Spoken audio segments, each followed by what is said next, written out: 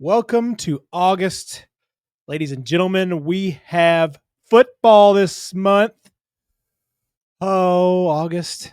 Chatt It Up Sports. We have the first college football poll, the coaches poll, that is.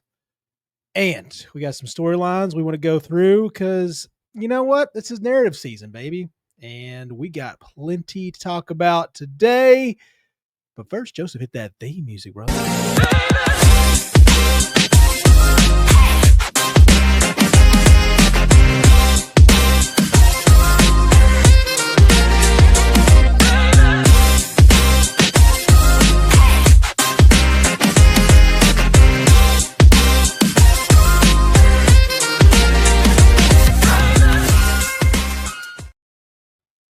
Welcome back,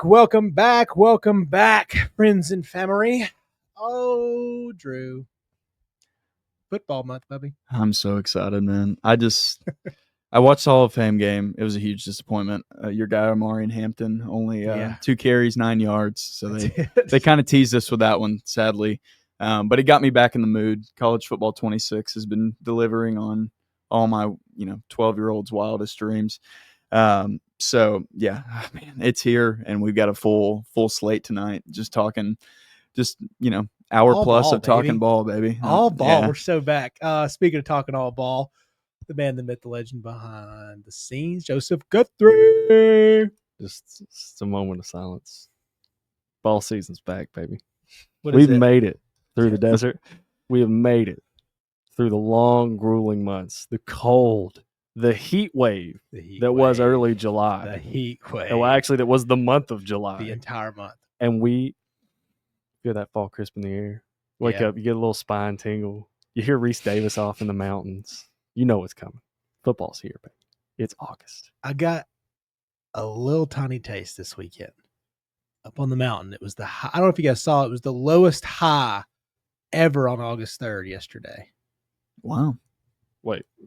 You just confused the hell out of like the lowest high. Okay. The lowest high. I'm following. Yeah, I'm following. The high was 73 yesterday in Chattanooga. Well, if you're listening to this on Sunday. Wild. So up on the mountain, just a little crisp in the morning, fellas. You guys live well up there, man. We do. You not like us. Yeah, you Valley suckers, man. You guys just don't know. Drew, speaking of suckers, you had some stuff for us today, brother. I do. So as you mentioned in the intro, the 2025 first coaches poll came out in college football today. A date that always seems to bring a lot of excitement to the sport, even though you kind of know what's coming. I would say that 99% of the information that's presented to you're like, oh yeah, that makes sense. Yeah, cool. You kind of get who's going to receive votes. The fan bases that are on the bubble, they get all mad. Like, how are we not in the top 25? We're way better than the team at 20. Well, the exercise that I've brought for us today will, I think it'll kind of highlight that. So I asked both of you to pick 3 teams in 2 categories, 3 that you're sure will be there on the last AP top 25, and 3 teams that you're sure will not make the that will not be there on the last AP 25. If you want to look back at this, I went back to 2024, 2023. I'll start with 2024. Okay. First, the 2024, there were 12 teams in the preseason top 25 that did not make the last coaches poll. I went AP to AP just for simplicity's sake. Yeah. But there were 12 teams. In 2024, the top 8 all made it. So pretty good job by the original coaches poll. They kind of nailed that one. But there were actually 3 from the top 12 that did not make it. That being FSU, Michigan, and Utah. FSU, Michigan, who really could have saw that coming last year. If you go on down the board, number 20 through number 25 last year, all did not make it. Texas A&M was number 26. Wow. They were number 20 originally, but number 20 through 25 all missed it. So if last year is any indication, it's kind of bedlam at the bottom of the board. And then 2023, I think we can all agree that 2024 was kind of a new era for the sport. But it's still good to look back, get a bigger sample size. in 2023, there were 5 teams in the original preseason poll that didn't make it. So a steep drop. And I will say a lot of those teams that were at the top finished somewhere near the bottom. So there was still quite a bit of movement. But in that one, only one from the top 12 didn't make it. And that was somebody we'll talk about later, Lincoln Riley's USC program. And then last year, 2024, there were no 4-loss teams, which I went and looked back a little bit further. That is the first time that has happened in a long, long time. And in 2023, there were 3 4-loss teams. So with all that being said, they were 2 different years, but there's going to be some movement. The top 25 right now will not be the top 25 come December and January. So I'm going to throw it to Chase first. Chase, you made your selections in for sure, maybe in stretch. So you prompted the rest of us to do the same with the categories. So Chase, who is your for sure team that will be in first? All right, I'm going to go for sure in. I believe, for some odd reason, because I was thinking about this today, I'm a big believer in Mateer and Oklahoma. I think Oklahoma, I mean, they're right. They're 26. They're on the cusp here. You're going to put Boise in because of I went back through. Did I miss them? Right? They're 20. They're 26 technically, right? Boise State's 25. Yeah, Others receiving Oklahoma, votes is Oklahoma. Okay, they're the closest. 21. Yeah, so they are the closest. I'm going to put them at 26 in the air quotes here. Yeah, so I believe in Mateer. I believe in Oklahoma. I believe in now Venables taking over the defense. There's a lot of things that make sense.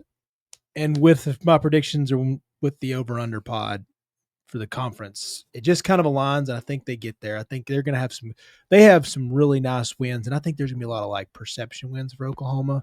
They're going to keep them in that spot. That team may be a 6-6 team, but that's going to look better than some like even 8-4 team in the Pac Big 10. Yeah. So no, I agree. I like Oklahoma. I think we went over that pretty substantially on the over-under pod. And one thing that I think I want to bring up later with the storylines is like how relevant is the Big 12 anymore once you get past 2 losses. And I think your Oklahoma point is well founded in that, like them making the move to the SEC and just giving that conference prestige nod, especially in a year where they need it. I think your prediction is pretty well founded there. Yeah, I feel like there's the hot seat aspect for Venables, and he just feels like a guy that's going to overcome that. And there's the back half of the top 25 is just I see a lot of crazy storylines that could happen. So, do you want to go out too, or do you want to go in for Joseph? Let's go in. Yeah. I want to. Yeah, let's stay on the same topic. Oh man. Okay. So my first team is a team that I think is going to be in by the end of the season. Is a team that's already in. They're actually a top 10 team, and it's Oregon. I know Oregon has some questions with Evan Stewart going down and Dante Moore being their quarterback. We don't know exactly what he's going to be, but man, have you looked at their schedule? It's not great. No, it's not awesome what Oregon has to play, or it's not thrilling what Oregon has to play. It's actually kind of easy. They play Oklahoma State, second game of the season. They open with Montana State. Then their biggest game is at Penn State. After that, Iowa, Rutgers, Indiana, Rutgers, Wisconsin, Iowa, Minnesota, USC, and Washington. They play one of the favorites to win the Big Ten outside of the top 3 favorites to win the Big Ten. They don't play Ohio State. They only play Penn State. So if you're already number 7 in the preseason and you finish 10-2 against this schedule, you're going to be a top 25 team. You're going to be there. You're not falling out of the poll. Now, this could be a unranked 9-3 Oregon team if you drop 3 of these games, because let's say you lose to Penn State.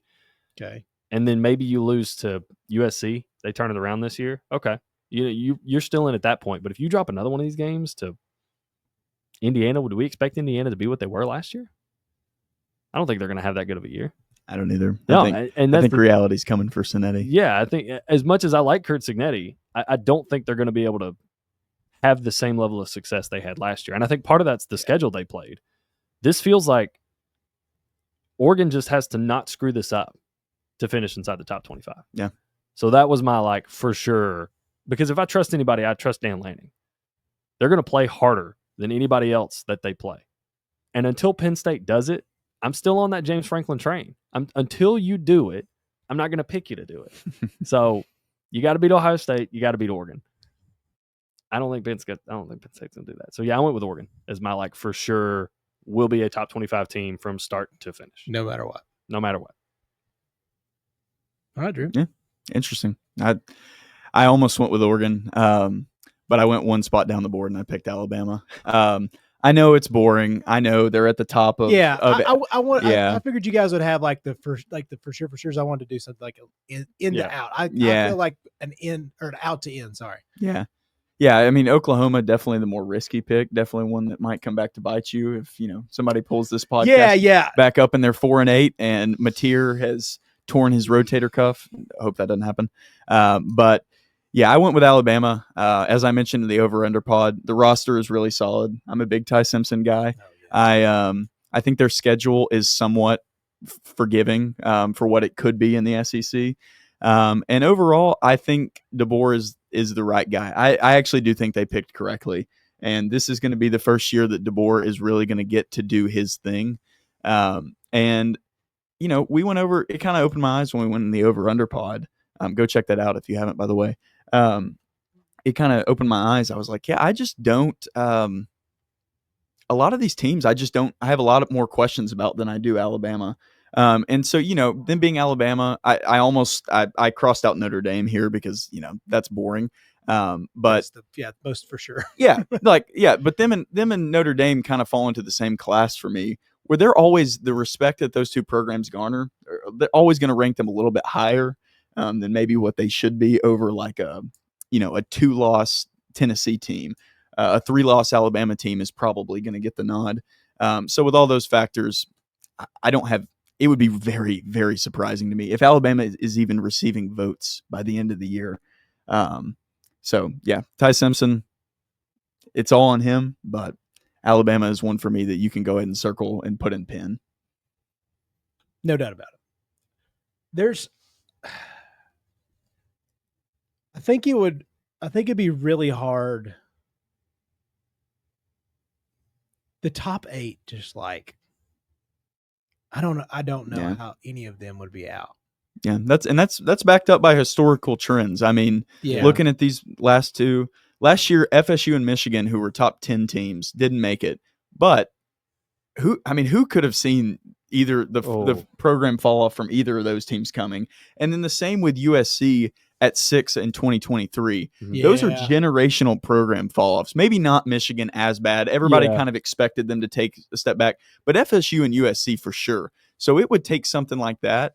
And looking at those teams as I was kind of going down the board, I was on our lads a ton, dude. Looking at rosters today. There's the only team, and I didn't touch on them because I didn't know where I wanted to go with them. The only team I could see this happening to was Clemson. I could see a year from hell scenario for Clemson where it all the train truly does get off the tracks, but that is a less than a 2% chance in my mind. Where last year I thought Clemson was very, very shaky, and I know they have updated the way they do things, and I believe they'll be a 10-win team no matter what this year.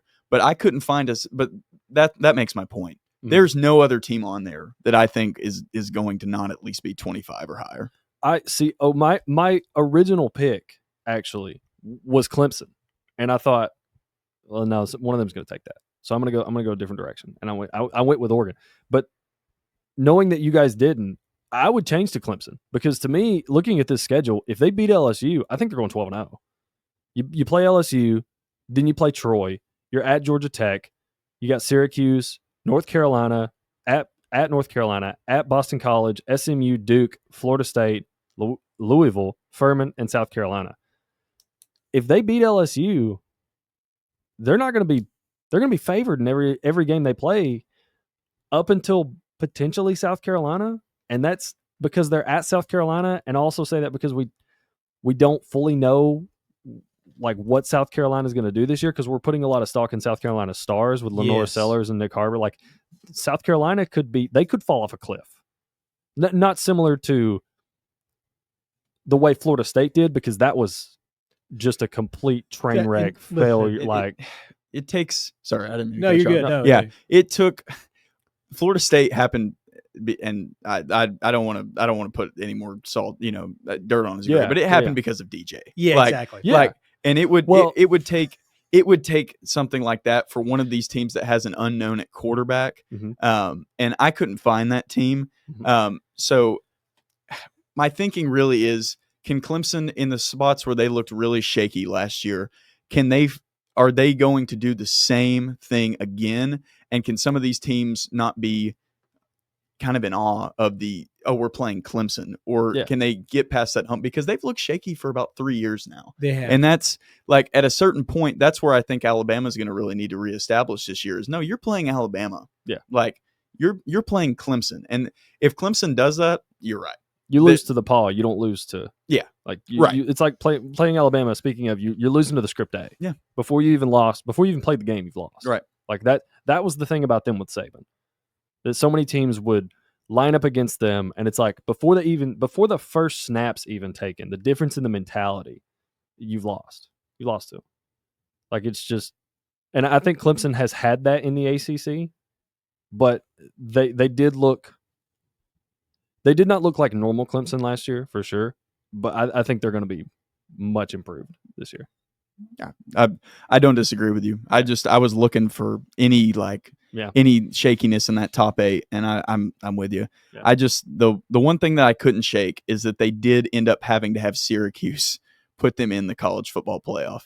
Like, I know they took care of business versus SMU somewhat, and I know they made it to the promised land, but that's just not the Clemson that I remember. Now, if that gets rectified and this team is just a take care of business team on every down, if Klubnik is really what the rankings and projections say he should be, like this year, yeah, you're right. They're going to go 11-1, 10-2, maybe, like on an off chance. But you read through that schedule. There are some losable games on the schedule where you could get potentially tripped up. But I mean, Chase, you've got it pulled up there. The Clemson part, like,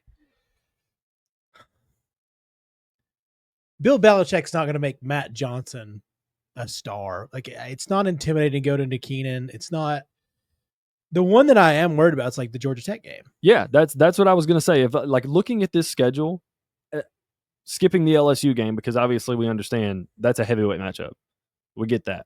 But like looking at their ACC schedule, that opening game at Georgia Tech is really, if I'm a Clemson fan, that's the only one that's like, oh shit, we got to go to Georgia Tech. That's tough. And we got to play physical. You got to play a Brent Key team and Haynes King after the year he just had. They're going to be kind of gritty because the way they ended the season losing against Georgia.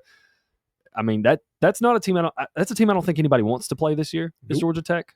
We'll speak more on that a little bit later. But man, I mean, it's like you're playing Syracuse at home. Okay, yeah, I love Fran Brown. I mean, he's going to have that same gritty, tough attitude. He's going to build that same level of program at Syracuse. But like, they lost Kyle McCord, they lost some weapons. Like, how? Okay, you have a massive roster advantage there. We all know what's going on with UNC. North Carolina hired Bill Belichick. That's a total wild card. And I want to make a point about that game. I don't think Bill Belichick's going to make Matt Johnson a star. But as I was looking at this, when you're coming off probably your most, outside LSU, I guess, but your two most physical games are probably going to be against Georgia Tech, and then Fran's going to make Syracuse pretty physical. Yeah. Dude, that's going to be a lot. And then you got to go to Carolina the next week. Like, you got some guys that are banged up. It's already week 5. It's like, shit, dude, is my ankle healed up this week? Just starting to think about little things. Like, these are also sophomore receivers, like the little younger things. Like, they're not quite, they got some older guys at Carolina. Little things like that could add up. And you're like, daggum, we got snuck up on. I would be with you, but they get a bye before they play Carolina.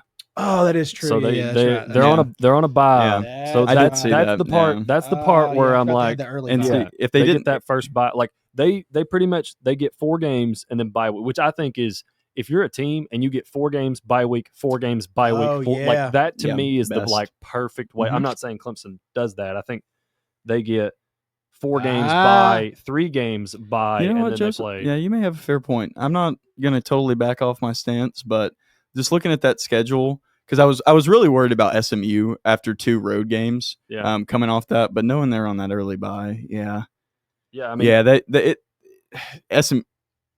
I should have put SMU as one of my 3 that I picked out, but I didn't. But I mean, Don't worry. SMU is going to struggle to sustain the success that they had last year. I'll just say that. Yeah. I don't want to spoilers chase, but I feel like we've deviated from the path a little bit here. Chase, do you want to go ahead and go with your first one? You're for sure one of the As 3 for sure teams. as I can feel, I guess this is a really weird one, like, because we've talked about it to endless points of, I do feel like this is one of those years where it could be chaos, but we keep the exact same top 20. Like, I don't know. It's like the chaos might just be perfectly slotted in this Yeah. top 30, and you just get a little change and nothing happens really compared to what you think is going to happen. But I actually think it's the SMU. I was trying to pull up. That's your for sure. That's Yeah, I think it's my for sure. This is a pretty. I couldn't like get to a very high. I hate this team. Mm-hmm. This team's definitely not like, because I mean, I'll go through some of my thought process areas like Iowa State, but I'm like, pretty decent schedule. Like, there's just things I couldn't pick up on. Texas A&M plays enough people where they could get 8 wins and they're going to get in. It's like I don't know. So SMU is mine. Mm-hmm. I think they can lose to Baylor. I guess they have them at home. I think they lose to Baylor. At TCU is not going to be an easy test. Syracuse, maybe. Clemson, at Clemson, L for me. Miami, probably an L. I think Louisville is a toss-up for me. I liked what they did last year. They weren't great, but they won games, of course. But that was a relatively easy schedule. Getting Miller Moss, who I think is going to be way better in the ACC than he was in the Big Ten. I think it's a good fit for him, and I think he kind of goes out there and he could spin it. I could see that one being a big L. Mm-hmm. And then look, man.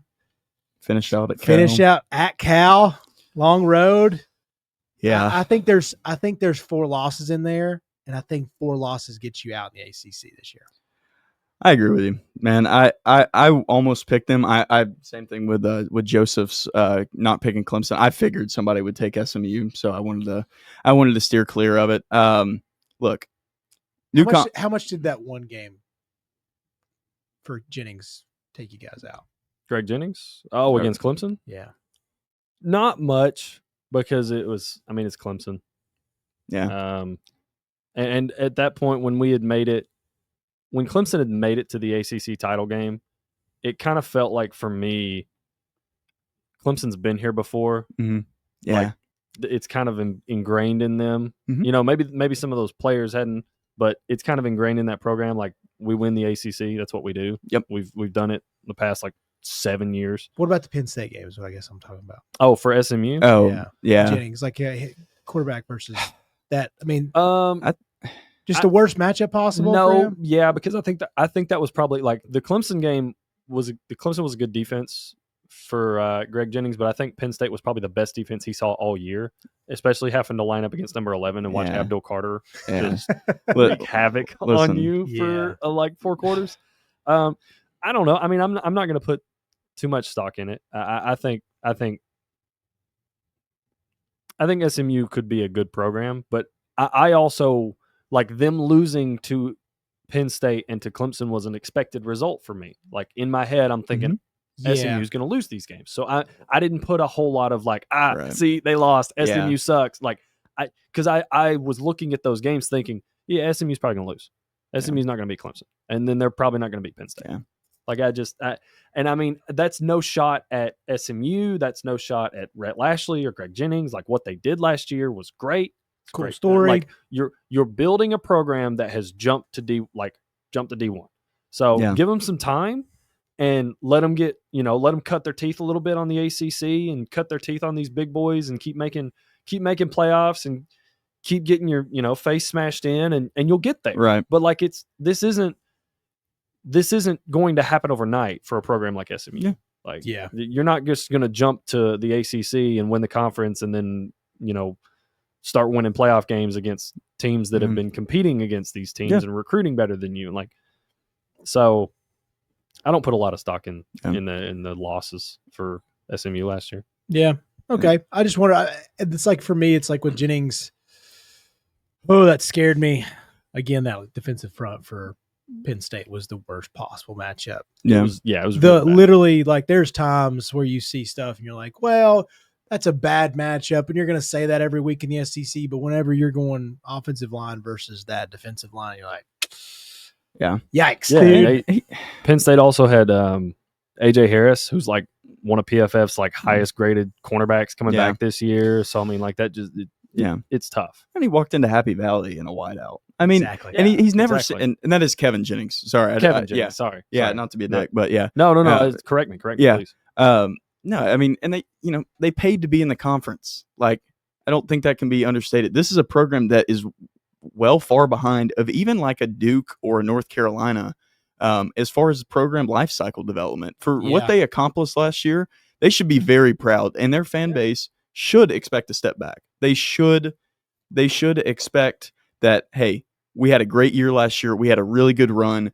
The committee smiled favorably upon us. They set a precedent because of us. We for all intents and purposes, and I'll get to this later with a few of my other teams, actually the one I'm coming up with next, but we hit what should have been our mountaintop.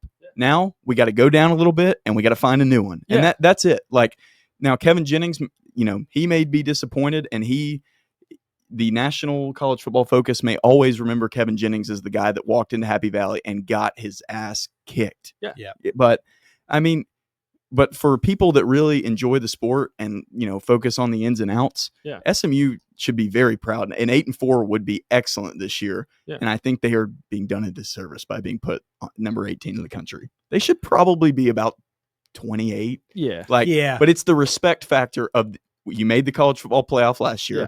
You need to be included in these rankings so we don't look fraudulent as a playoff committee for putting you at 12 at the end of the season. Yeah, and it's one of those things too where like I love that you said that they walked in there into Happy Valley and got smashed. Like you're not the first, you won't be the last. Nope. And Kevin, my bad, Kevin.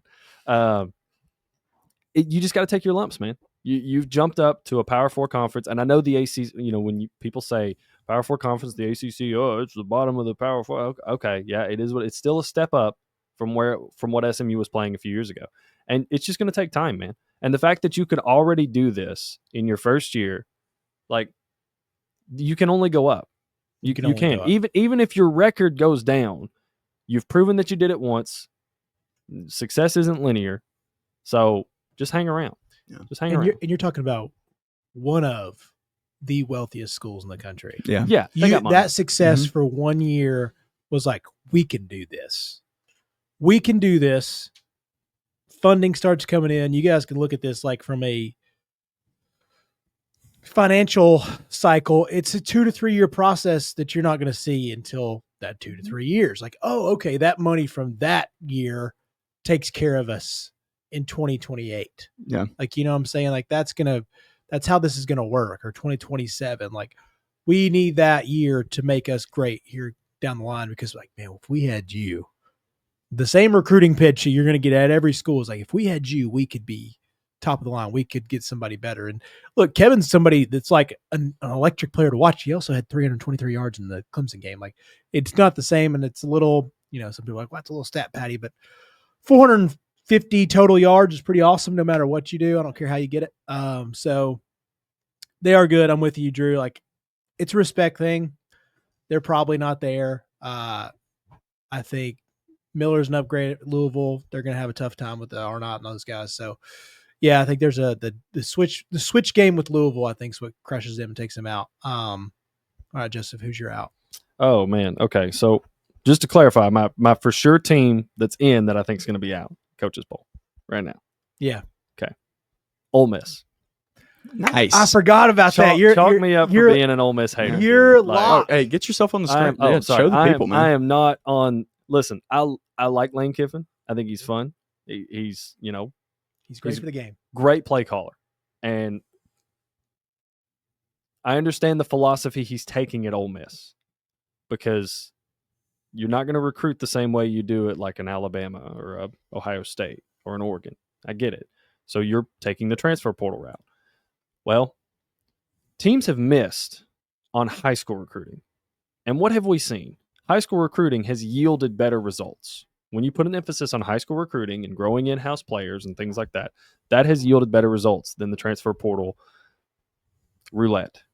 And he's playing it again this year. And brother, last year it hit. That transfer portal roulette hit. Princely Umamalin, Walter Nolan, you got Jackson Dart, you got Juice Wells. That was a damn good team. What'd they do? They went 9-3. They lost to Florida. And Kentucky. And they lost to Kentucky. Yeah, you beat Georgia. That's great. But you ultimately failed, because that should have been a playoff team, and they weren't. So you're telling me we're going to run this back, same schedule as last year, and we're going to roll the dice on 30 transfer portal players, and Austin Simmons, no disrespect to Austin Simmons because he was really good in the Georgia game when he came in for Jackson Dart last year. We're going to roll the dice on them to replace what we had last year. No, you're not. I don't think you're going to get that lucky. I think Ole Miss will be fun, but playing this schedule, I look at 5 games they could lose: LSU, Georgia, Oklahoma, South Carolina, Florida. That's if they manage to win all the other ones. You telling me they won't drop the ball against Kentucky at Kentucky? You telling me they won't come out hot after, say they beat Kentucky and they come home thinking they're big stuff and they lose to Arkansas? You can see that. I can see it on your faces. Yeah. You can see that happening. Dude, I don't understand. Ole Miss, like, I'm not an SEC bias guy, but Ole Miss being at 15 after losing all that they lost last year and bringing in 30 transfer portal players. 30. Like, if Deion hadn't done what he did at Colorado, which by all means, I'm not saying that as taking a shot at Deion, because he had to do what he had to do. That was a program that went 2-11. That's an extenuating circumstance. Ole Miss should not have to bring in 30 transfer portal players in the hopes of not absolutely Florida Stating their season away. I just don't see it, man. I don't see why they're 15. I don't understand it. I don't know what returning production they have that's launching them this high. Like, why are they ranked over Florida? It's just the Lane Kiffin. It is. It's Lane Kiffin, and I get it. Lane Kiffin, and that's a good quality for him. Like, the fact that you're going to get that. Mm-hmm. He's a great head coach, but like, I just don't see, like, you're telling me after everything that they had last year that went right, it's all just going to happen again, and it's just going to click, and they're going to go better than 9-3. I think it's like, I think they're 9-3. I don't like. It's the Lane Train thing, man. Yeah, because here's the thing about that though, is in Lane Train fashion, say they pull off that win against LSU, or they beat Georgia, or they beat Florida. Like, those are teams I would expect them to lose to. You're telling me they're going to do that and then not drop to Tulane? I don't see it, man. It does sound perfect. Gosh. It does sound perfect. Tulane is not going to beat Ole Miss this year. Let's get that out of the way. I cannot let that sit in the air. Listen, man. Yeah, I get what you're saying, because Lane does this. The pattern is there. I struggle to get to the 15 number, but I do think they're going to go 9-3 again. I don't think he can avoid that number. There are certain coaches that you just know when they're sitting at 6-3, you're like, crap, we have to play him this week. They're going to beat us because he knows he needs to get to 9-3. And that will rank Ole Miss. Ole Miss will be 22nd or 17, depending on how the year goes. And they won't ever be a threat for the college football playoff. And he'll talk, Lane will talk all this about how they're getting screwed, and everybody on the outside looking in will say, no, you're not. Anybody with a brain will know that you're not. The national world that's not watching every week will believe it, though, because he's handsome, he talks well, he argues well. I'm not going to say he talks well. He argues well. Like, you're like, shit, I believe this guy. Because there's like, it's Sunday morning. We've been on the soccer field for 2 weeks, and I'm like, I hadn't watched that much ball.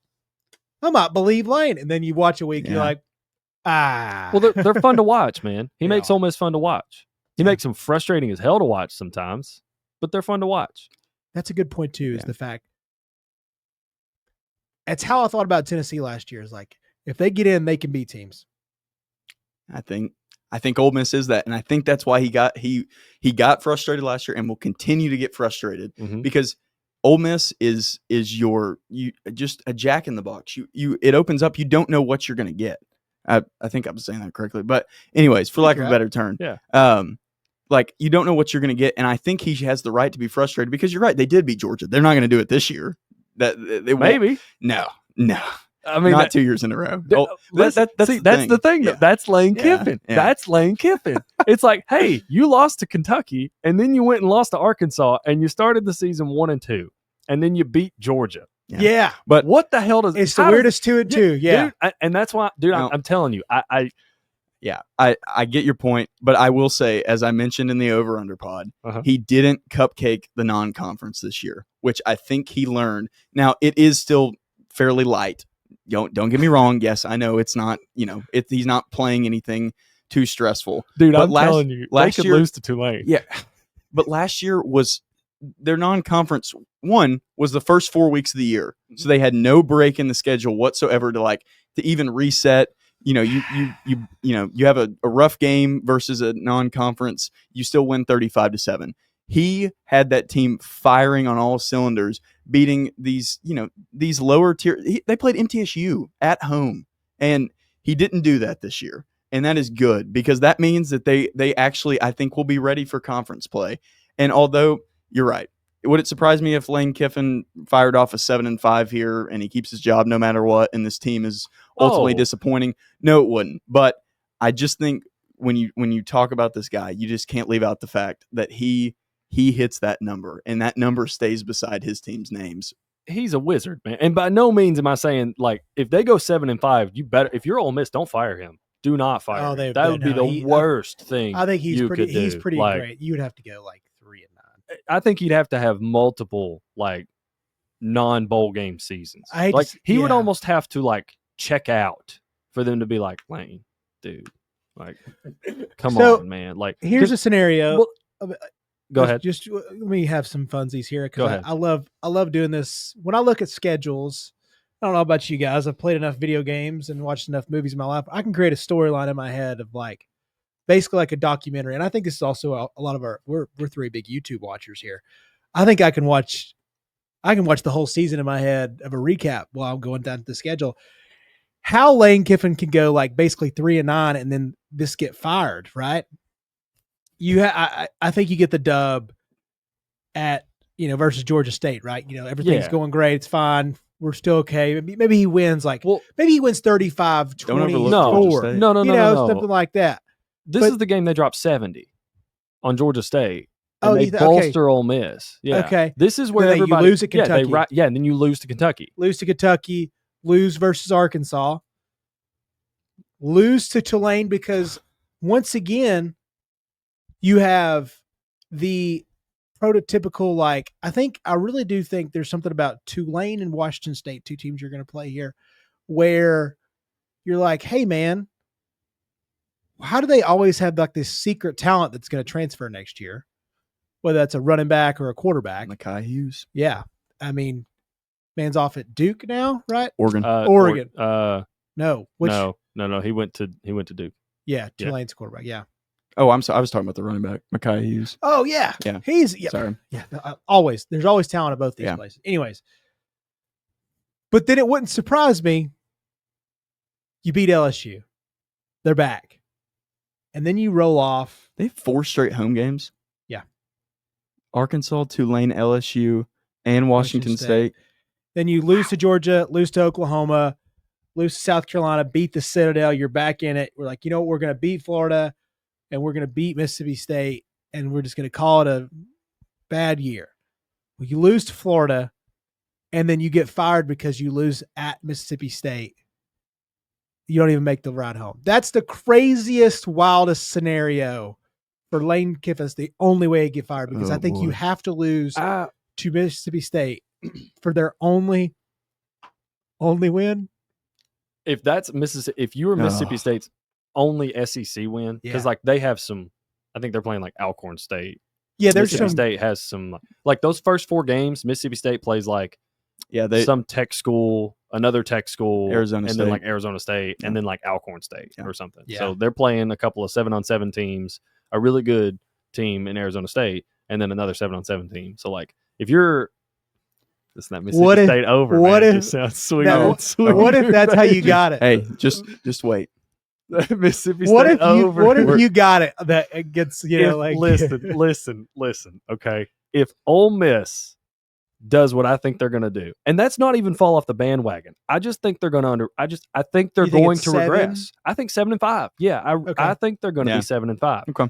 If they lose to Mississippi State, and that puts them at 7-5, and that puts Mississippi State over the win total, and I get that double whammy, I'll be deplorable during the offseason, dude. I mean, I'll just be. Are you going to put a ticket on that? Should I parlay it? Ole Miss to go 7-5. I'll have the Mississippi State over. I'm going to back that one up. I know it wasn't one of my locks, but I'm 3.5, man. Yeah, and 3 of those games are cupcakes. Look, I've been looking Jeff at Levy, future. dog. Me and Joseph did not put any action on, but we downloaded apps. Brother, we to were look at it. We were on the cusp, but I'm so glad we didn't. Like we were in the trenches at the top, ready to run across the wasteland betting on the Hall of Fame game, and ultimately, thank goodness, just decided not to. Yeah, good job, guys. We were both Good leaning restraint. like, well, I don't want to say I did because I don't know if I did, but I feel like I was talking Chase into betting Lions money line, and I was Kyle Allen guy, huh? Well, I just thought I was like, Dan Campbell, like we thought Hendon would play more. Yeah, we thought because I think that was Kyle Allen's last shot in the NFL. I think we watched his. That's it. I truthfully, here's what. And dude, we're getting way off topic, but this is what we do. Truthfully, I think that the Lions coaching staff knows that there is at least something there with Hendon. Yeah. I think that they are looking to make an investment in him. But Kyle Allen is he's not a pro's pro, but I think he's steady. And I think it was basically like the Milroe at South Florida game where they give all these other guys a chance to try out in front of Milroe. Same thing with Kyle Allen trying out. And I think Kyle Allen showed who he was. And I don't think Hendon's going to have a hard time locking up QB2 from now on. So, okay. You want me to go on my next one? Yeah, dude. Yeah, here we go. Somehow we got back to the Hall of Fame game. Anyways, well, boys, strap in because I probably will pick, I believe, the highest rated out of the poll. And again, if you haven't watched SEC Over Under Pod, please go watch it. This will make more sense, I'm guessing. Yeah, I have Arizona State as a for sure out. And on the SEC Over Under Pod, I not only predicted that Arizona State is not going to get to 9-3, I also predicted that they're going to lose to Mississippi State, and Mississippi State's going to start 4-0. And I'm going to back that up here today. And I may be standing on quicksand here, but let me take you through Arizona State's schedule and why I'm just not a believer yet of last year. I want to go through last year's schedule. They start out at Wyoming. They comfortably win there. Okay. They barely beat last year's Mississippi State team at home with a healthy team. They barely beat Texas State. I watched that game. They had to turn the lights back on at Texas State for Arizona to win that game. And Dillingham was unhinged in that game about how they were getting screwed. They lost to Texas Tech. I think that gets overlooked from last year. They lost to Texas Tech. I forgot about that. They almost lost to Kansas, which I know is the best 4-8 team you've ever seen. But by far. They are the most electric. They piddled around with Utah. They lost to Cincinnati. That was backup quarterback Utah. That was like Blake Barnett Utah. Yeah, that wasn't. I think. Yeah, or no. It was oh God, what's his name's little brother? I don't know. Sorry, go ahead. Yeah, but they lost to Cincinnati, which the Scattaboo, the playoff run, I think covered up a lot of what the problem with last year's Arizona State team, and they did floor Oklahoma State on the road to finish. Sure did. But they almost lost to UCF at home. They piddled around with Kansas State. They piddled around with BYU, and then for good measure, they floored Arizona and destroyed Iowa State in the conference championship game. So what does that leave me with? One, it leaves me with you don't have Cam Scadaboo anymore. Facts. 2, you now are being nationally revered. You're at 11. That's great. Hey, we just talked about SMU getting to the mountaintop. Arizona State hit the mountaintop, and then they went to space for what Arizona State has been historically. Arizona State is going to struggle this year. Their schedule, they have to go to Mississippi State in their second game, and that is the reason that I picked Mississippi State to win that game. They play Texas State at home. The Baylor team that we keep mentioning in all these schedules that just keeps popping up, they got to go to Baylor. They have TCU at home. They have Utah on the road. I don't know what Utah is going to be. I don't know. It's brutal to play there, and you're going to be looking at yeah, offensive, defensive linemen, and they're just nasty. And they have Iowa State on the road, who is 21st right now. They've got Colorado on the road, and they finish with Arizona at home. There are so many potential losses on this schedule for a team that just lost not only their heart and soul, their best player. I mean, they lost a guy that you can really get behind nationally. Like, they lost the reason they were even important in the first place. And I don't know what they've done with the kicker situation that they had last year. I hope it's better. I didn't get that far into the research, but this team had a lot of holes last year. They took some bad losses that got covered up by the fact that nobody from the South really watches the Big 12 until, conference championship week. Yep.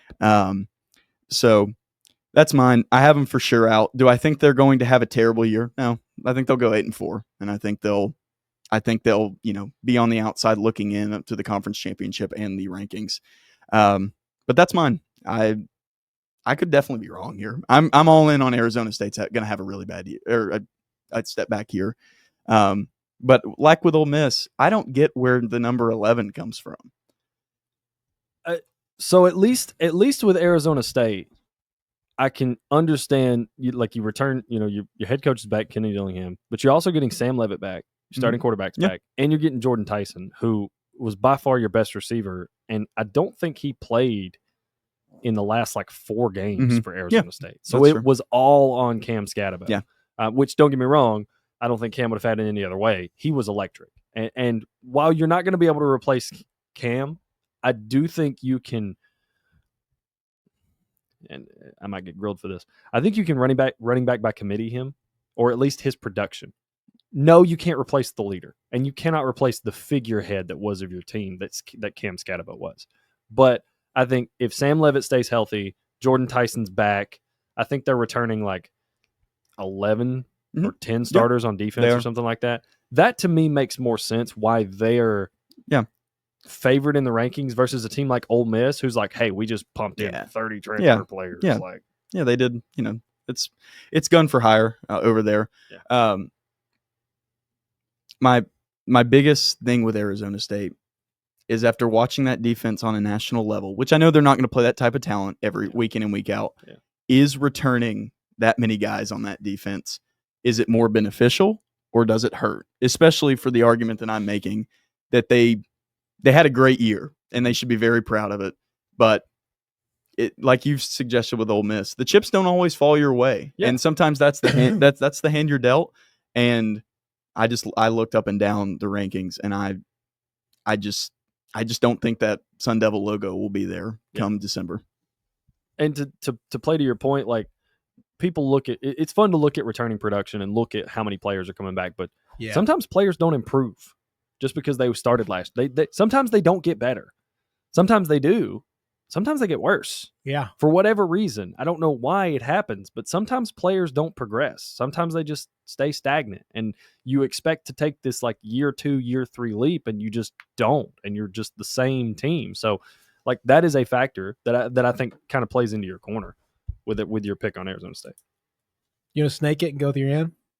You want me to go again? Yeah, go with your end. Yeah, I'm hot. I don't know how you want to do it. If you want to do we don't have to do the maybe. I guess we can just do whatever your 3 people are.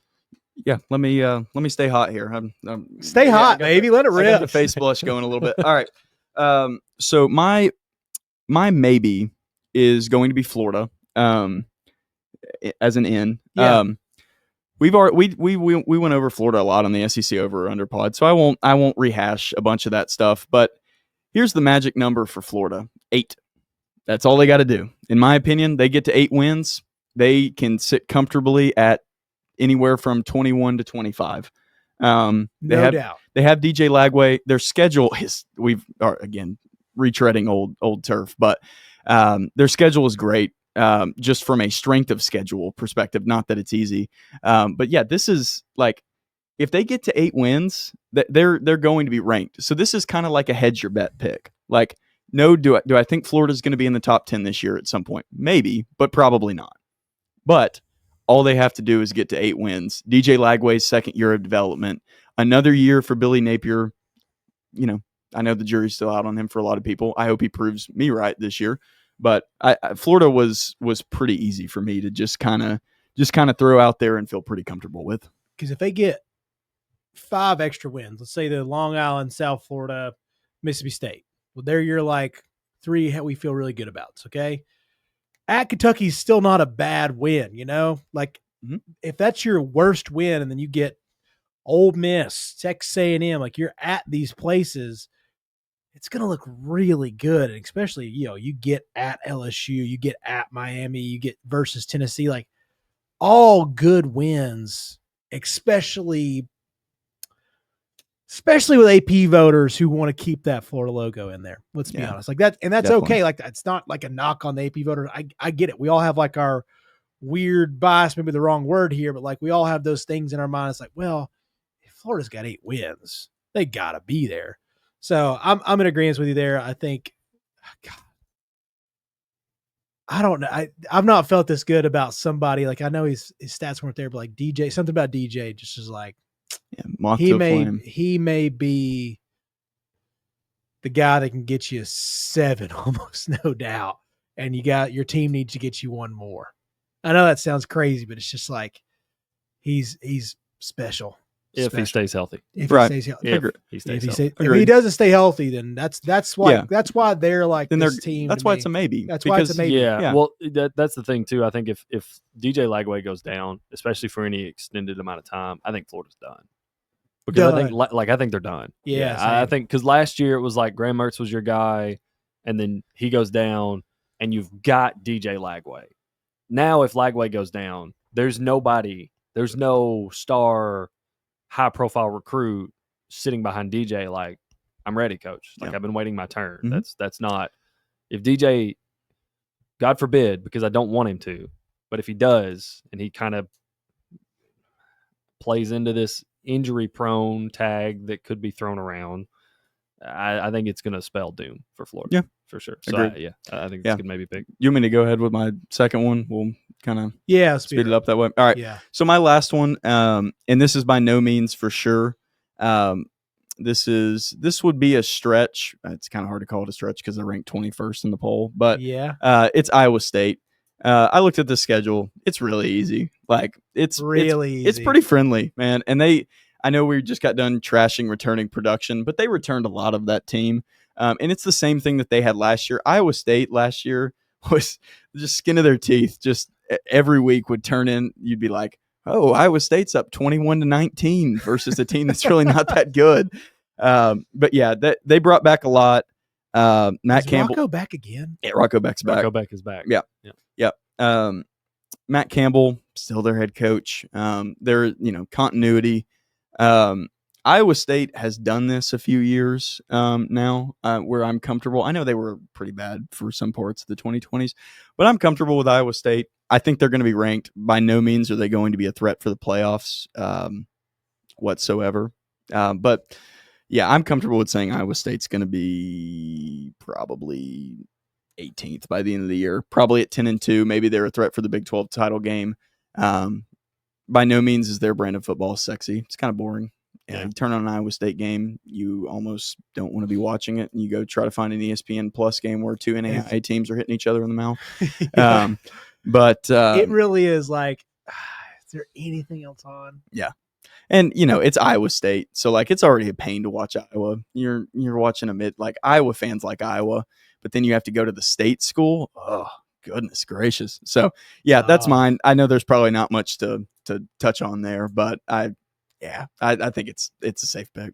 Listen, man, I will cherish the Cyhawk game. Okay, don't worry about it. I will Embrace it. cherish the Cyhawk game between the Hawkeyes and the Cyclones. That is just horrible football, but it's wonderful. It's in There its was own right. one really good year with the offense, like when Iowa had that sick high scoring offense. You're like, this game was fun to watch.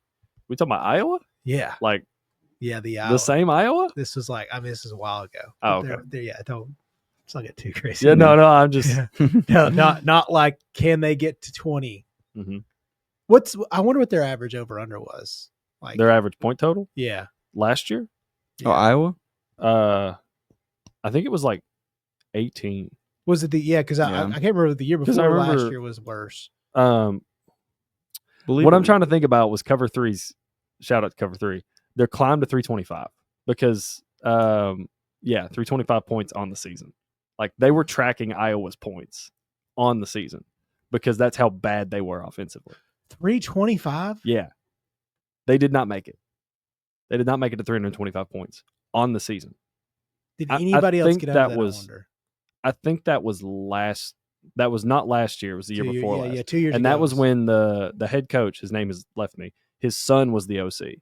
Yeah. And they were just Yeah, I think if they would have averaged because they had the contract, he had to average Yeah. so many points. That's Yeah, that was the year of the Iowa Northwestern. Oh my gosh, the number. I think the game over under was the lowest in history. it was Yeah. like 22 or Yeah, something like that. yeah, the yeah. total over under was like 22. Yeah, not team and points. it went under. Yeah, it It was went it, under. it was 19. It was Yeah, automatic I watched, under. Yeah, that's what it was. Yeah, I think it was an automatic under every week after week 4 or something crazy like that. Yeah. Yeah. Dude, I think if I remember correctly, and you don't crucify me this for a little hazy, but if they would have averaged like I think 26 points per game, they would have went 12-0. Wow. yeah. If they would have that is- scored that is- 26 points Mhm. every game, Yep, or that's it. something. It's something like that. It's not much. If they would have had like 26 or 27 points, they would have went 12-0. Way different Yeah. college football here. Yeah. You know, this But is that's the nature of the pick. Like Yeah. I believe in Iowa State's way of football to be successful in the Big 12 that largely goes the other way. Yeah. And I Yeah. think they have a good program. I think Matt Campbell does a fine job, and I think they'll be there at the end of the season. just you wanna go? float. Yeah, I'll go. So you want me to start with Yeah, so we'll do the two remaining ends, and then we'll do the 2 outs after everybody's gone. okay? around. So our two Yeah. remaining ends. Okay. Yep. Okay. Let me sit back up here. So not to beat a dead horse, but one of mine was Florida. And it was for a lot of the same reasons. I think if this team with the schedule that they're playing, if they can get to 8 wins, they're ranked. Because it's just such a brutal schedule. And we talked about it pregame or preseason last year. I was like, if Billy finds a way to win 7 games, like that's a playoff team. It's not. Yeah. But like they're probably on par with some of these teams that are making the playoff from how good they are because that schedule is just brutal. So if they find a way to improve and DJ stays healthy all season, and they get to 8 wins, I think they're ranked. I think they're number 25, number 24. But what put me in the maybe category was DJ's health. Can he make it all year? Can he make it there? Because like last year, he couldn't make it all year, and he didn't start until like the 4th or 5th game. Mhm. So it's like now you're the guy. So number one, you've got to take care of yourself because there is no one behind you. So this whole ranking, in my opinion, hinges upon if DJ stays healthy. That's why I had them as we'll probably stay in, but it's probably a maybe. But they're my maybe pick because I don't know how many games DJ's going to miss. Yeah. And that's kind of That's where I'm at with Florida. My second one was Kansas State. Hmm. And I was really bullish on Kansas State last year, and they kind of let me down. I was really high on Avery Johnson, and he just kind of looked like he was playing running back there at quarterback. He was playing less quarterback and more running back. So I'm hoping they can improve this year. I don't think their schedule's not that daunting. I had it pulled up right here. They play Iowa State to open the season. Then they got a cupcake game. They play Army. They play at Arizona. They play UCF, at Baylor, TCU, Kansas, Texas Tech, Oklahoma State, Utah, Colorado. I mean, the Big 12's kind of a wild card. And if I have to pick a team I feel like I trust Kansas State in more of those games than I do the team they're playing. So I think Kansas State's going to float in that, like, they're number 20 now.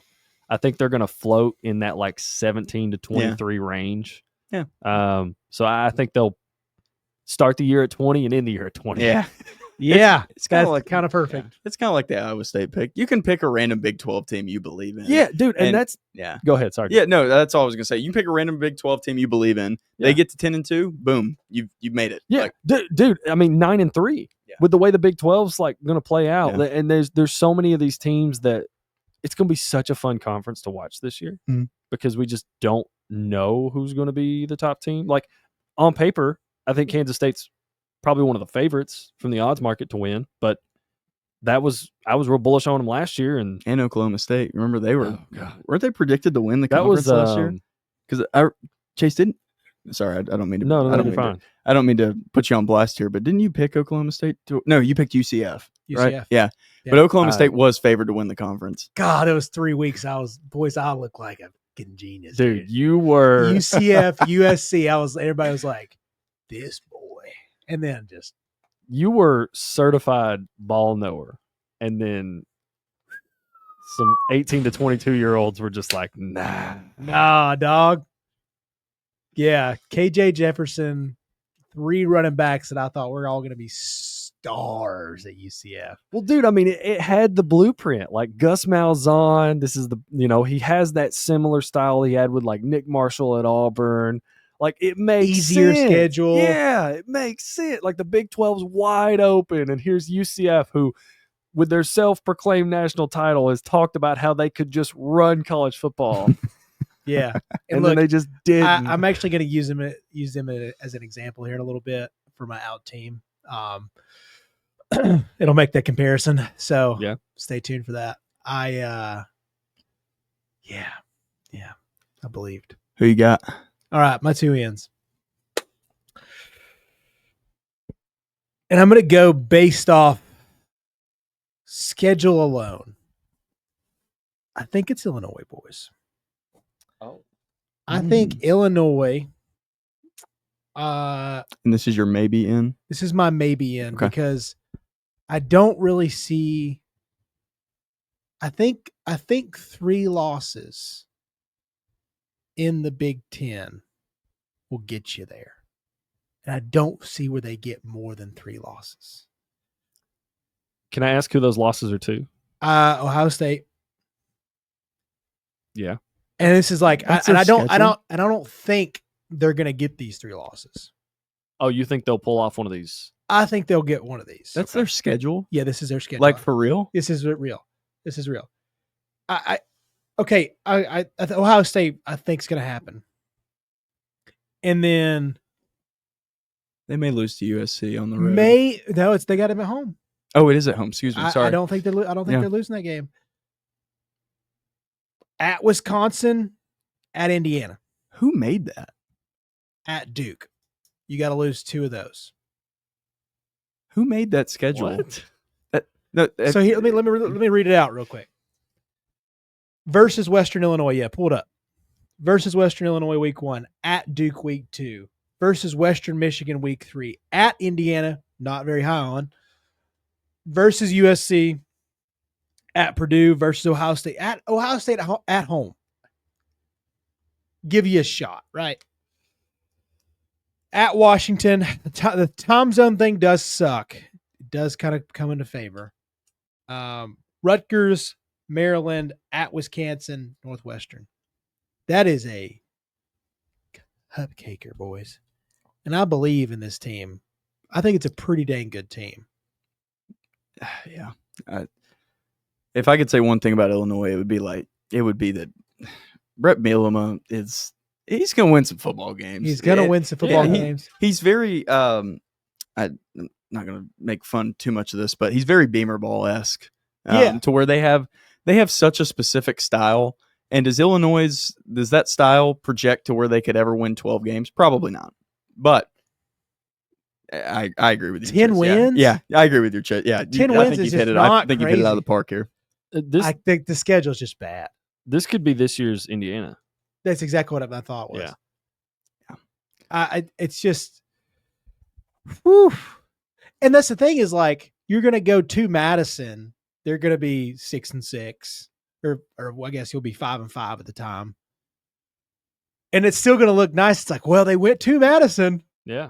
It's like that. I don't know. They conquered jump around. Yeah, they conquered jump around. They got all those. They got all those guys. They got all their guys. They got Tulane's quarterback. I mean, you should watch out. Those things will matter, especially late in the year when AP poll voters are just like, I'm ready to go home. Yeah, I like this Illinois team. I like Bielema. They've got a good Altmaier's good quarterback. He'll be in the rumor mill of late season Heisman hopefuls, you know, especially like if they get, because I could see a solid 6-0 against some names. You beat Indy, you're going at Indiana, you beat Indiana, you get USC, you get Duke. It's like that first week 6, they're like Heisman hopeful. I think if you pull off that win against USC, the narrative ramps up really quick. Because like if you beat Western Illinois, you beat Duke, you beat Western Michigan, you beat Indiana, because I think all of us are in agreement. We think Indiana is going to take a step back. You beat that USC team and you're 5-0 heading into October. Like, you are the Texas A&M of last year for the Big Ten. Exactly. You're like, hey, this team's kind of hot. Like, I mean, yeah, then you probably get smacked by Ohio State in 2 weeks. But 11-1 Illinois? Yeah. It feels plausible. I could sell myself on it. Yeah. I can really sell myself on it. Chase, I'm jealous, dude. You hit this one out of the park. I'm very sad that I didn't look further into this. They're one that I just liked last year, and I don't know. You weirdly have like the extra teams. You're like, oh, I'm gonna watch Illinois this week. I don't know what it is about them. Yeah, I liked watching them last year. Beer ball. Yeah. Well, that's it. Bielema ball. We've been talking. Joseph and I's first out picks. We talked about teams that maybe, or your pick, that may be too high for, out of respect reason. That feels like what you just described right there. Hey, we have to put them up this high, but don't do it any higher till they start winning more football games. Yeah. Like don't send them above Oregon until they're 5-0. Like, in Oregon's 4-1, or that's just an example. But like Illinois is not a program that garners that much respect unwarranted. No. And I'm with you. I could see them sitting in that 10 to 12 range. Not actually, probably sitting where they're at 12, not cracking the top 10 until they beat USC. Like, if they're 4-0 and they're like still number 10, say Arizona State does take an L by the end and they drop, and Illinois is going to be floating around at like 11. But if because if you have like South Carolina and they have the same record as Illinois, they're going to jump them because it's South Carolina. And they'll probably have a better win at that point, with some SEC team. But if they beat USC and they're 5-0, it's like, oh, hey, Illinois is like for real. They're good. They're for real. They're going to lock people up. Yeah. Like, it's going to, yeah. And look, like at Washington, Rutgers, Maryland, like if you just are mentally tough down the end of the season, you're better. You're more talented than those teams. You're better coached than those teams. Just win down the stretch. Take your even if the 2 losses are Ohio State and at Indiana, like or at Wisconsin, or even if you smoke one at Wisconsin, like, you're still doing pretty dang good. Yeah, like your bad ones could still be at Wisconsin. I think if you're Illinois, you would rather take that early loss to Indiana, recover, than lose to Ohio State and then win out. Yeah, so end the year hot. Agreed. You can gamble. Yeah. If Indiana's really good, you're like, hey, they were really good. Look, they're back they're back almost on the college football, or in the college football playoffs. Yeah. And they're gonna be in the news. Signetti likes it. Yeah. Second in, and this is your stretch. Yeah, I'm going back and forth on this one. This is stretch because I don't love them. I don't love them, but their schedule's kind of the same way. That's the Michigan Wolverines. Oh.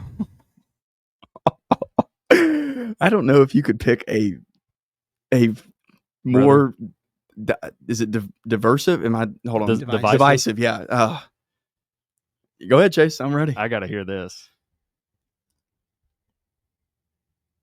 Shit, I can't even do it. You can't even defend. I can't even do it. I was like, You need a minute. You need a minute. No, because I I got can it. give you my maybe no.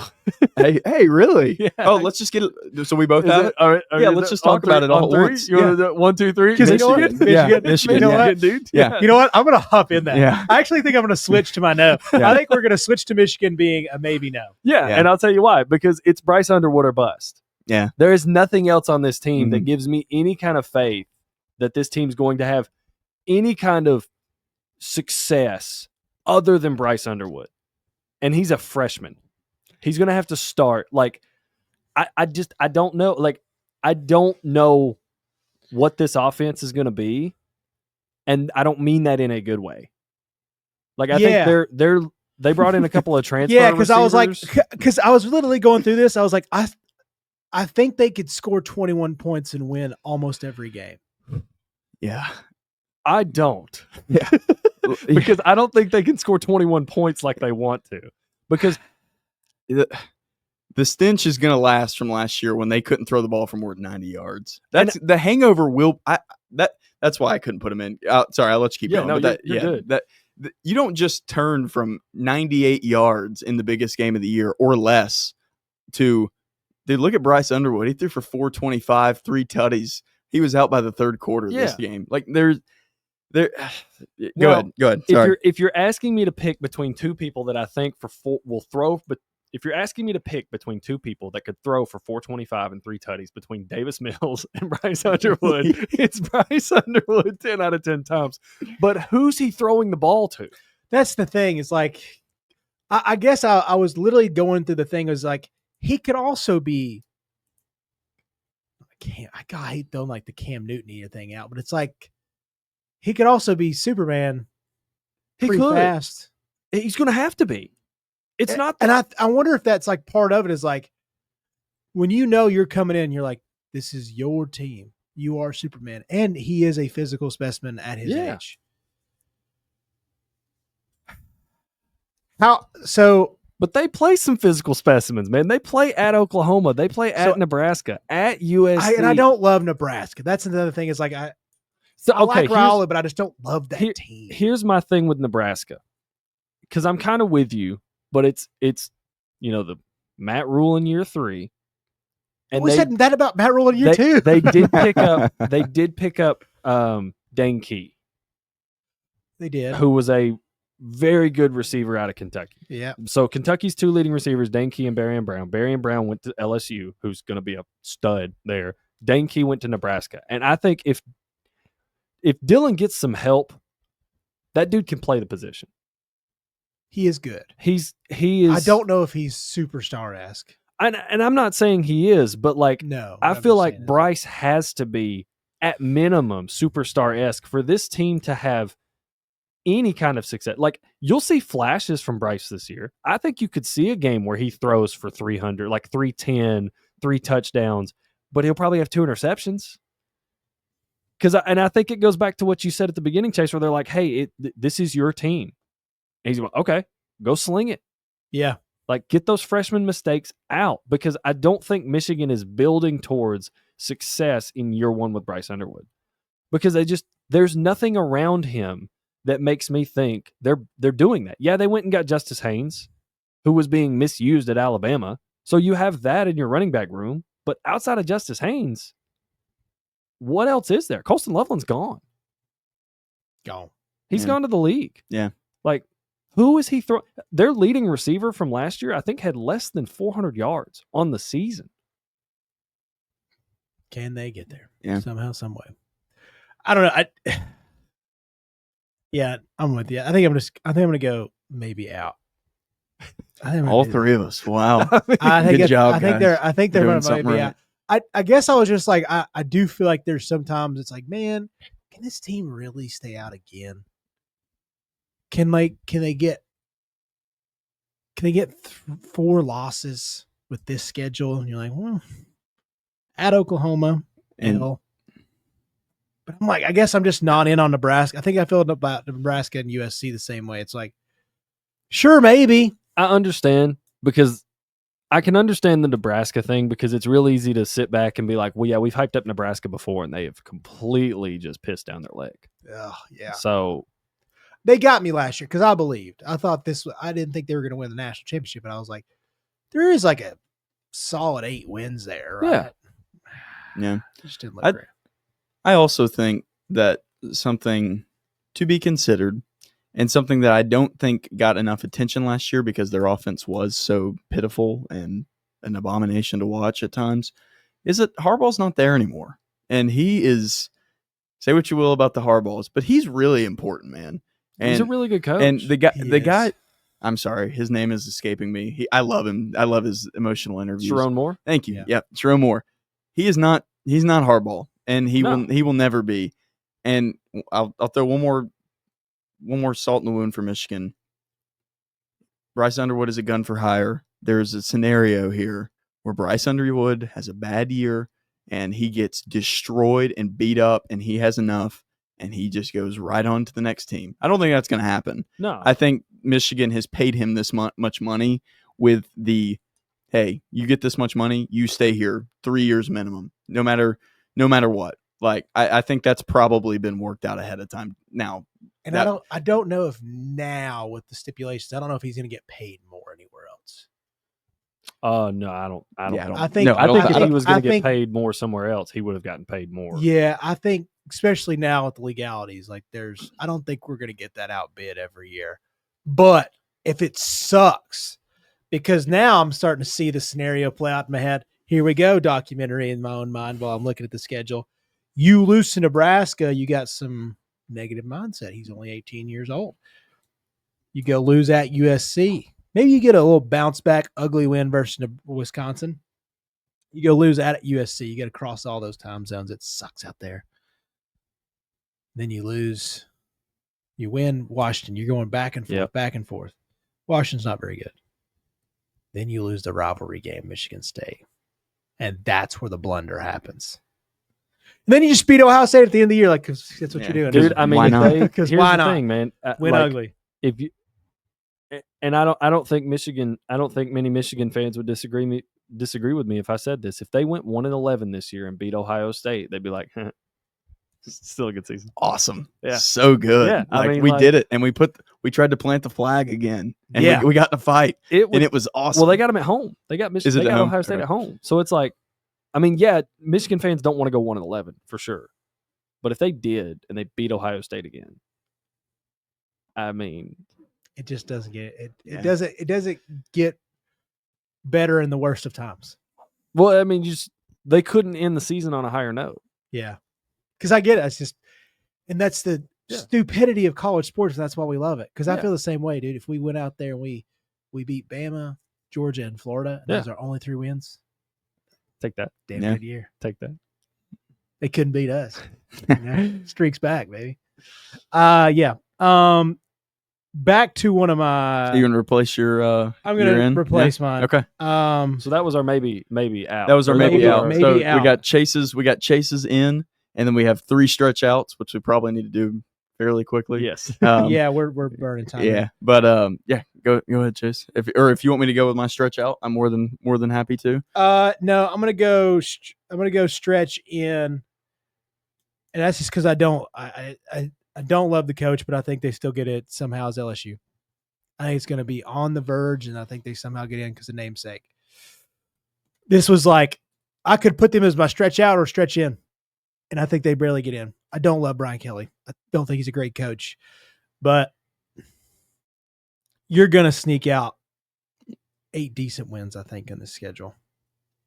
You're just so talented.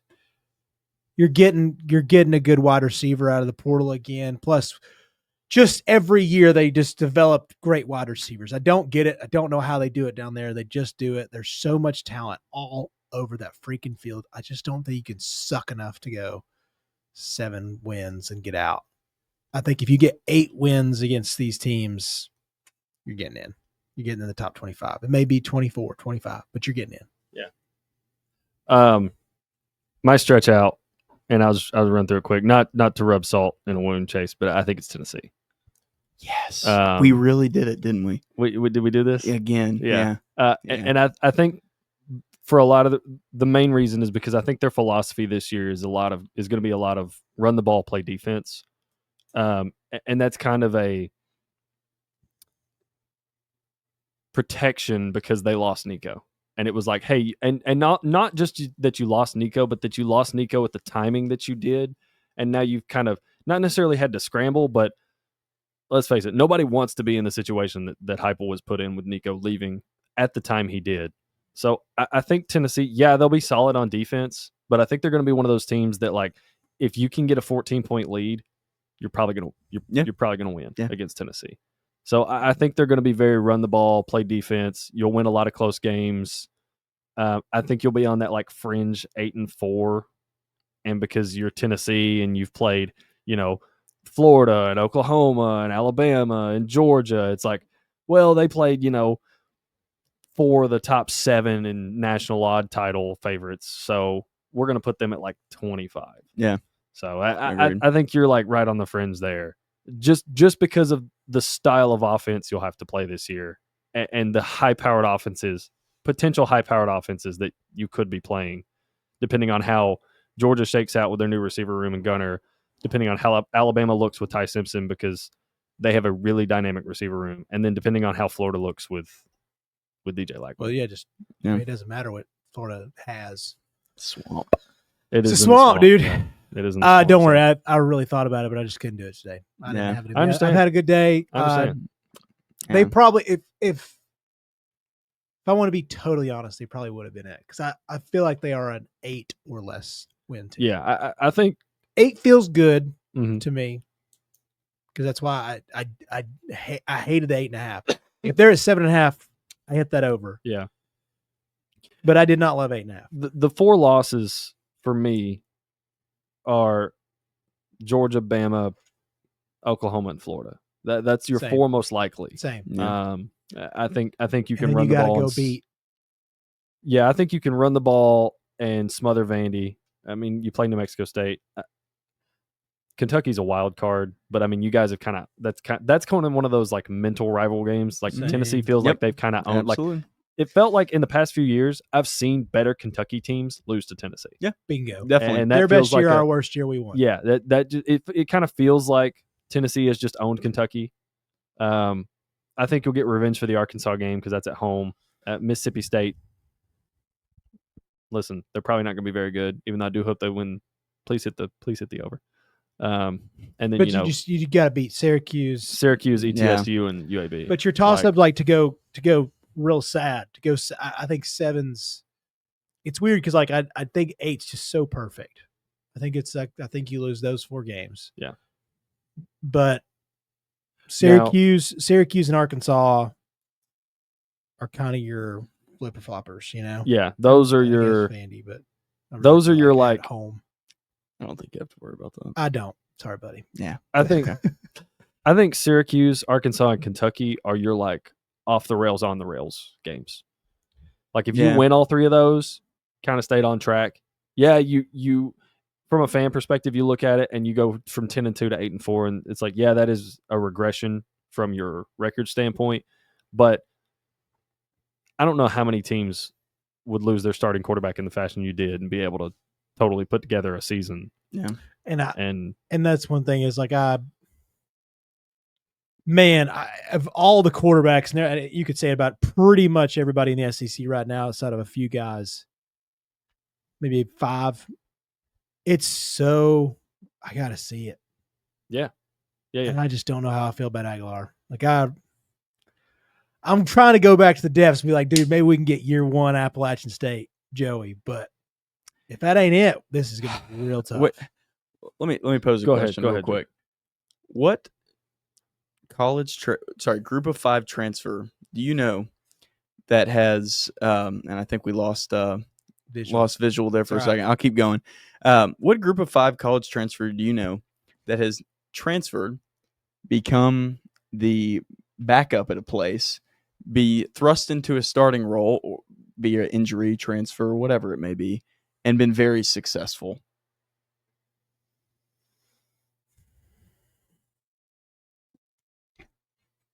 Sorry, pose the question one more time. Yeah. I was getting the camera back. Yeah. What group of 5 transferred do you know that transferred and became a backup and was thrust into a starting role, whether it be injury, transfer, or extenuating circumstances, and has been very successful. I mean, does it have to be group of 5? Yeah. I was about to say because Stetson. Yeah, and Stetson's Stetson like would the be most recent. right, and Stetson would be an exception to the rule, but Stetson also had some boys, Damn good some teams. boys, right? You He mean did. And some and of the greatest defenses ever. Yeah. Tennessee. The reason I have them as well, as a stretch out, losing Nico, yeah, that's well documented. That never helps winning. This weird camp thing that they're kind of been ongoing. I haven't looked at an update. I probably should have before we hopped on here. That is all the signs of a team that is about to regress and regress heavily. And I took them over on SEC over under pod. I would love to change that because I'm out. Because I think you're right. Their identity is going to be in the run, and I remember those Tennessee teams from when I was a younger lad that had to run the ball pretty heavily and depended on that. It didn't go very well. And to your point, Heupel was not built to do this. Heupel wants to Jalen Hyatt, Hendon Hooker this thing up.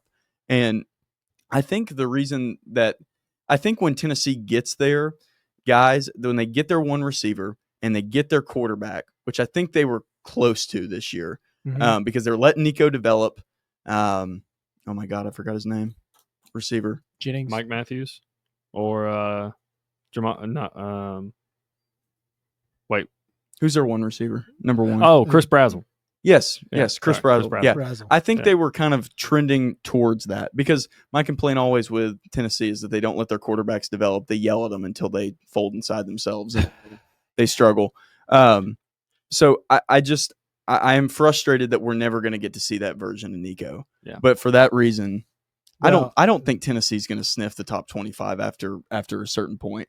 And I hate to say that because SEC football is better when Tennessee is good. And I know I'm a Vanderbilt fan, but that doesn't really have any bearing on the fact that I like watching good college football. Yeah, watching what this team kind of reminds me of is, or what I feel like they'll be a lot similar to is like 2019 Georgia, whereas like they averaged like 21 points a game, but they played some pretty good defense and they took care of the ball, so they ended up like 11-1.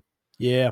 I don't know if you'll go. I'm not saying go 11-1. No, I don't think so they'll either, be but on that. I think it's the same thing. But yeah, but I've got you on the fringe because I think 8-4 Tennessee against this schedule with losses to the teams that we've posed is like you're sitting at like 25, 24. But I can also see So. being out because like that's the thing is like Yeah. with some of these teams, if you get to 8, how you have to get to 8, but your 8 are going to be Syracuse, ETSU, UAB, Mississippi State, Arkansas will be your best win or Kentucky, depending on. at Kentucky, which I don't think so. I have them under. I think they're bad. Yeah. I have them slightly over. I think they get to 5, whatever it is. They're bad. Yeah, I mean Vanderbilt, you could potentially go it depends the on whole year without a top 25 win. Yeah, and I hate to say it, like how we'd sneak in would be how close were your losses? Yeah. Like Definitely. if you fight, which that's the thing is like, I guess that's why I kind of believe in this team as far as like being in games is I do think Tim Banks has brought this defense along where it's now very talented. I think Heupel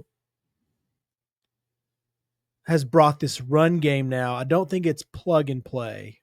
My brother and I are talking about this, like with Bishop and those guys. Like, I don't think it's plug and play at the running back position, but I do think you probably can get a 1,000-yard rusher pretty much anytime you want. I think Peyton Lewis is really good. He's not Dylan Sampson. No, that's the thing. But like, so far, it's like it's not been that crazy for a guy to come out. And it's like, man, we can do it again. What's the kid that transferred from Tennessee to Louisville? I was looking at that the other day. Oh, he was a star freshman, like stud freshman for Tennessee. Anyways, power back, like those guys, like you get a couple decent. I mean, we got a good offensive line this year. I don't love our receivers. Joey just scares the crap out of me, man. I don't think he's gonna be very good. That's why I'm so down on this team, and I hate it because I like a lot of times I'm pretty I'm like not glass half full. I'm like, wow, if you lean it, it's like 65%, Yeah. full. That's kind of how I am, especially with these Tennessee teams. I can't get there. And if I hadn't got there by this time, I ain't getting there until we start winning. Yeah. That scares me. I'm with you. It probably would have been that. So I don't know. What else we got? Anything? Yeah. Real quick, if you want to pick, I think we posed this before the show. Knee jerk. If there's one team that's not in right now that you think will end up in, we don't have to talk about it. We don't have to discuss it, or we can. But I'll lead us off. Mhm. I have Syracuse. Oh, really? Fran Brown and the boys? Yeah. Okay. Yeah, I like Okay. Fran. I think. Okay. Now I know they lost Cal McCord, and I'll be quick. I actually think Cal McCord hurt them in a lot of ways that will not be showed off this year. Now, he helped them a lot. Don't get me wrong. But McCord, dude, I watched him throw 5 interceptions in one game last year. All right. And that decision-making was on display for a lot of the season. That was Pitt, right? Yeah. He threw 3 pick sixes. Yeah. Yeah, it was Yikes. awesome. It was so much fun. I watched the game. we were at Mike's watching that game. Yeah. And there was a guy there was a Pitt fan, and I was like, He's brother, probably losing. Dude, oh, he was- loving his life. He was bro. having a great Yeah. day. I have Syracuse in. By no means do I think they're going to be a top 15 team. I think they will sneak a 9-3, similar to what they did last year, as long as the quarterback plays in check, and I think they'll get in. All right, I'm going to take it before you do. Yeah. Georgia Tech. God dang it. I knew that's what you wanted. I said Oklahoma earlier, and I didn't understand the assignment at first, but I still love them like almost as a feel good automatic for me this year to be in the top 25. But yeah, as far as sneaking in, Georgia Tech was another one. Damn it, this It's freaking camera. That's okay. I'll put it on me because we're going to here. Yeah. I'm not going to change my pick. I'm with you. It's Georgia Tech. I think Brent Key. I think this team could be 10-2 with losses to Clemson and Georgia Tech. I think they're going to fight like hell with whoever they play. They're going to be one of those teams that in the pregame meetings on Mondays and Tuesday, it's going to be like, guys, we're playing Tech. It's going to suck. Like I think they could beat Duke. I think they could beat Virginia Tech. Wake. So they play Colorado to open the season at Colorado. We don't know who's starting a quarterback for Colorado between Caden Salter and Julian Lewis. Like I don't think. I have my opinion. I think Julian Lewis is the better choice because I think that just sets you up better for the future. But I understand Dion if he wants to start Caden Salter and let Juju develop for a year. I don't think you can go wrong with that either. So, But I think Georgia Tech's going to win that game. Then you play Gardner-Webb. That's a win. You've got Clemson at home. You're kind of an annoying offense to play. You could win that game. you can win. I don't think you will, but Georgia Tech could win that game. Then you play Temple at home. You're at Wake. Virginia Tech at home, at Duke versus Syracuse. You've got back-to-back road stretch against North Carolina State and Boston College. You finish with Pitt before you play Georgia. We saw what they did to Georgia last year. This year it's in the Dome. It's in Mercedes-Benz. Rest in peace, Georgia Dome. Yeah, right. I legitimately think this team could be 10-2. If Haynes King stays healthy enough. Because what Buster Faulkner is going to ask him to do is going to put a lot of wear and tear on his body. We saw that in the Georgia game. That dude absolutely has the fight in him. And he's 24 now. Yeah, he's another year older is not good for what you want to do. With Haynes King. That's not what age is going to help with this time.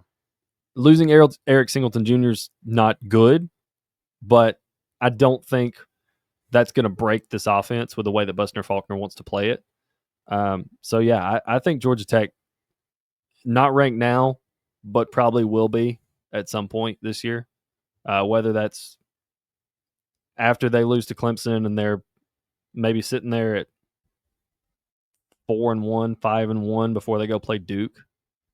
Georgia Tech, number 24. Gonna be a fun team to watch this year. So I'm interested. Yeah. All right. Sign us out. With that, we have given you some teams from the top 25 from the coaches poll. Thank you for watching Chatt It Up Sports. For Joseph, for Chase, for Drew. We'll see you next time.